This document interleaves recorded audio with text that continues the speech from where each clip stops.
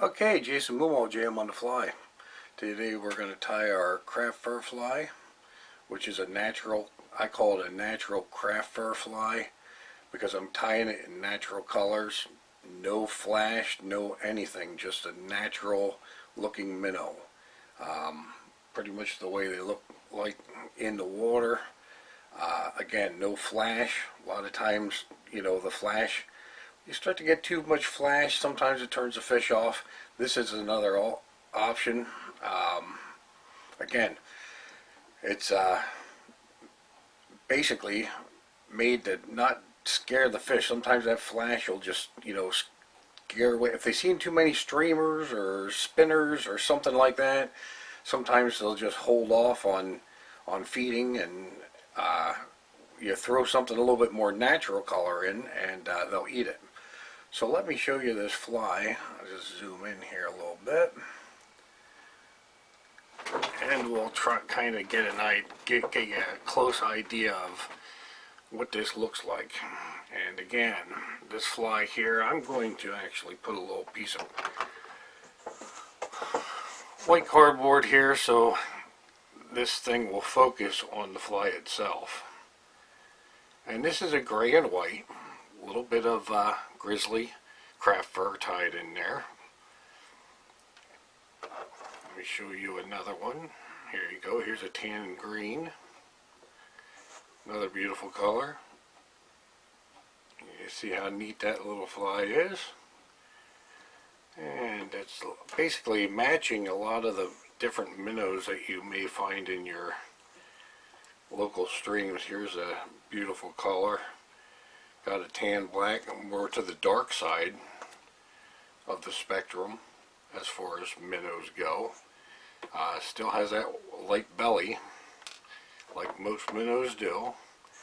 And here's kind of a bleeding gill type of white bottom, black or dark top, and a little bit of bleeding gills on that fly.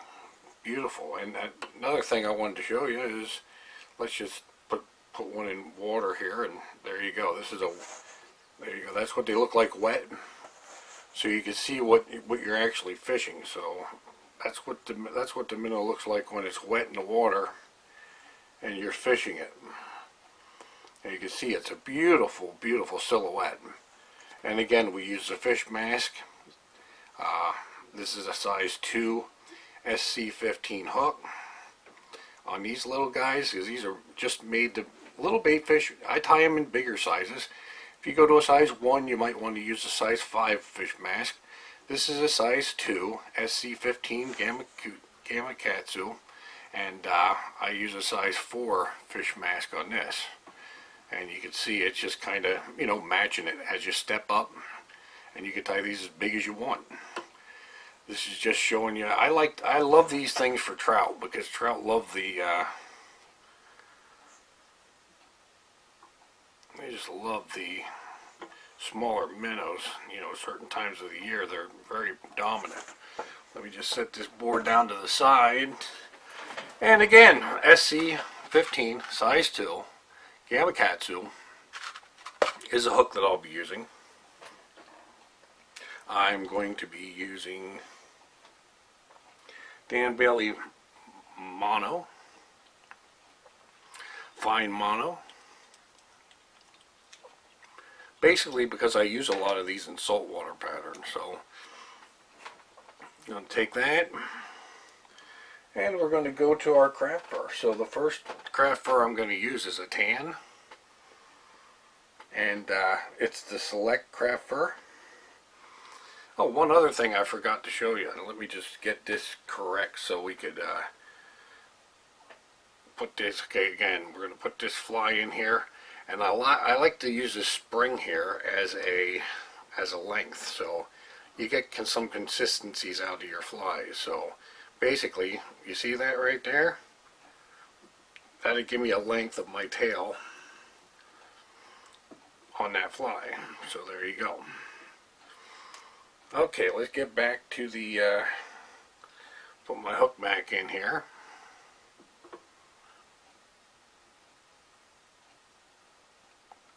Okay, Now we got that set, we got the length set, and now we know where to go. Again, tan craft fur.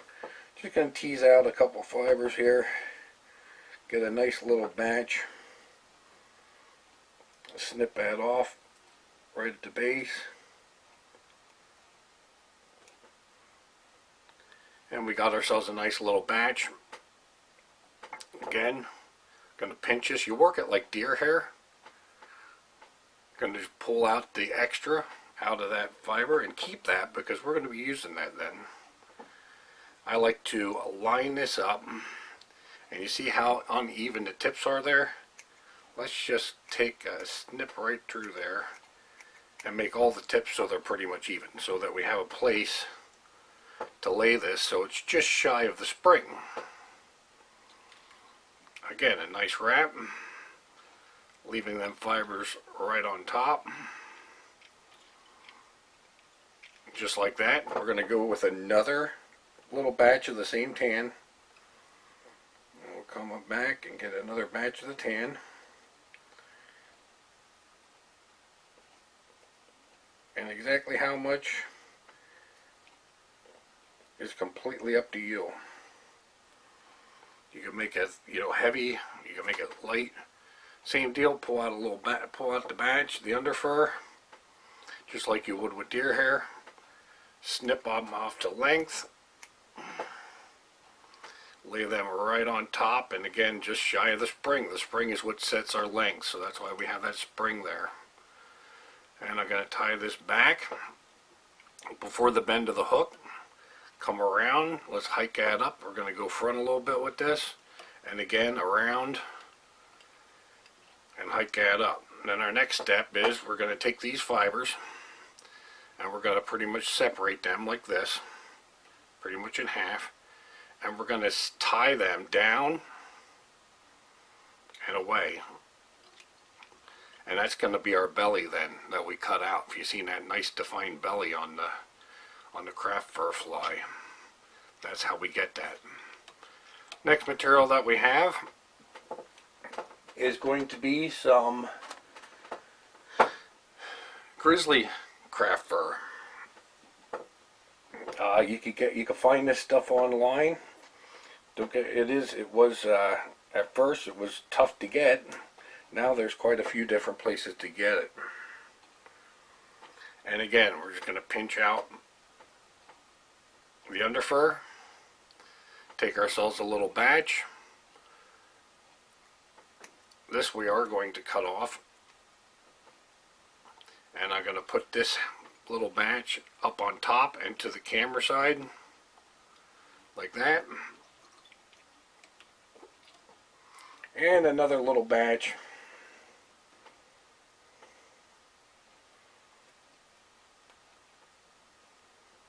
cut this out, and another little batch, again pulling the under fur out on my side and on top. Line that up and just tie that right in. So you can see that if I turn that, you can see what that looks like. Basically, we're just working our way front now. We'll come back to the tan. This is the piece that I cut out. I'm going to take that by the tips. I'm going to grab the longest fibers here, pull out all the short ones, keep the longest ones, and I'm going to tie that in, and I'm going to tie it down and to the camera side, and then the other part half down towards my side.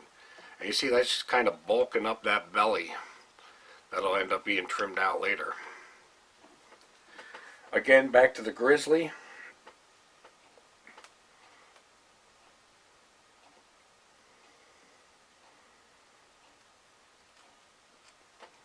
And we'll put another little batch of fibers on top and to the camera side.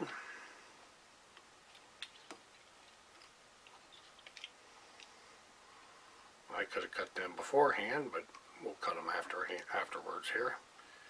Okay, just like that. And another little batch on the top and to my side.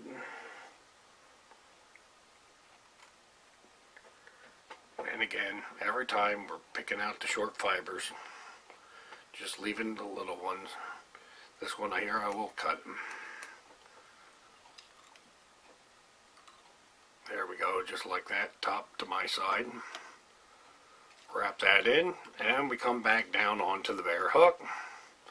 And you can see what that looks like. So we basically just added some more bulk to our side flares. Again, the other batch of tan that you have laying there from what you pulled out earlier. Pull out the short fibers. Wrap and tie that in. And down, and then down. And that's a little bit skinny. Don't really like that. I'm going to actually add a little bit of craft fur that I'll have to pull off. Just to bulken that up a little bit. Let me get rid of that piece. Here we go. And the length really doesn't matter because, again, this is the belly part. It will be trimmed. So let's give a little bit more hair down there so we have something to trim. That's kind of the deal. So then again, down and away, down and away. So both of them materials are tied down. Going to take one more piece of grizzly on this. One more length of grizzly. Hopefully we can get some longer fibers even yet. There we go, kind of the longest fibers that we can find. And there's not a lot of really long fibers in this grizzly stuff, you'll find out. Snip that off. These are going to tie right on top. So just tie that right on top. Just like that. Just kind of mash everything down like that. And then we go to our olive. And I believe this is called golden olive. Any olive craft fur that you have. We're going to take a decent little clump of that. And this gets laid right down over the entire back. Take a pretty decent amount, but not so it's overwhelming the fly. And again, come back, you got them little loose fibers, let's kind of make a length on that. And we're going to lay that right over the top where that's going to look good. And that looks about right there. I'll lay that on. And remember, as far as the wing and the sides, there's no trimming on that. Everything that gets trimmed will just be the belly of the fly. So nice loose wrap on top. Just like that, we'll pull that tight. Just like that. And we'll whip finish. Nice whip finish. Put that in there just like that. Okay, so we're all pretty much set and ready to go. Our next step is pretty much to, we could trim this out. And basically, like I said, we're not trimming any of the fiber here. We're just trimming out the belly. So we're basically just trimming out that section. And that gives us a lot of short fibers, and we want a really predominant belly in this. See if I can actually find my better scissors here for trimming. For some reason I ended up with my garbage scissors for this whole fly. If you're wondering why I'm struggling a little bit, that's why. And again, I'm just taking that and I'm cutting out the belly of this fly. And it's a predominant belly. It's see, that belly sticks down, and that has a lot of heavier fiber. That's like the heaviest part of my fly, is that belly. And you can see when I turn the fly, that belly kind of just really dominates and sticks down And when it's wet, just like that, you can see the silhouette in that fly where the belly just kind of sticks down. And when it's wet, that kind of just gives you more of a deeper belly type of a look. And that's kind of what we're going for there. Our next step is to put a number 4 fish mask on this. That's going to go on just like that. And the way I do that is I'm going to take Bondix. This Bondix stuff is absolutely awesome when it comes to fly tying. Put a nice little bead the whole way around the thread wraps. Just like that. Not going to worry about pushing any of the excess glue around. You can take a pin or even your finger like this and just get rid of a little bit of it. But the trick is get that helmet right over top and dead center, and then you simply take the Bondix, the light part of it, and I'm looking at this right now. I'm turning this to my angle, so hopefully so I could look straight down and see that I have a beautiful bond and that I'm dead straight in line. So as I turn this, you'll see that that head is pretty much right where we want it. And I'm curing that glue right now with the light. And you end up with a beautiful fly. You see how nice that is. Let that glue harden just like that. And our last step is to put some eyes on this. Basically, how you put the eyes on this, we got a number 4 mask, which takes a 4mm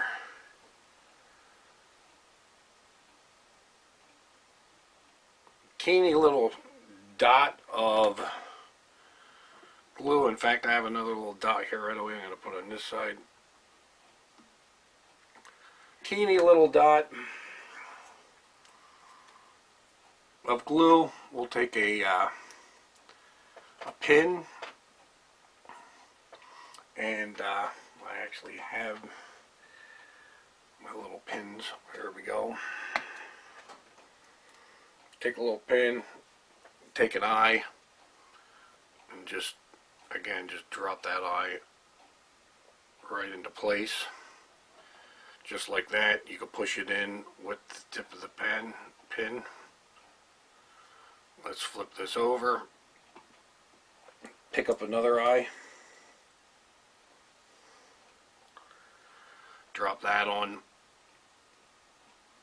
Just like that. Center it with the pin. Beautiful. And you can see we got ourselves a nice little minnow creature. We get rid of that hair. That'll kind of come in. We just want that clear. I don't want any hair sticking in there, because our last step is just to take a little bit of Sally Hansen Hard as Nails. And again, fingers are a little bit wet. We're just going to come in and we're just going to coat that head with a little bit. And coat the whole thing over the eyes, right down through the mask, and right over top of the other set of eyes. And you can see it just building up a nice little shiny head. And that is a natural craft fur. JM Natural Craft Fur Fly is what I call that. And it's a wonderful trout killer. I also use these for snook. I use them for all different species. Just giving you a more natural look to your minnows. Rather than having everybody could tie a flash one and get the flash all over. Let's tie a nice natural type of color. And a lot of times that does the trick. JM on the Fly, I'm out of here.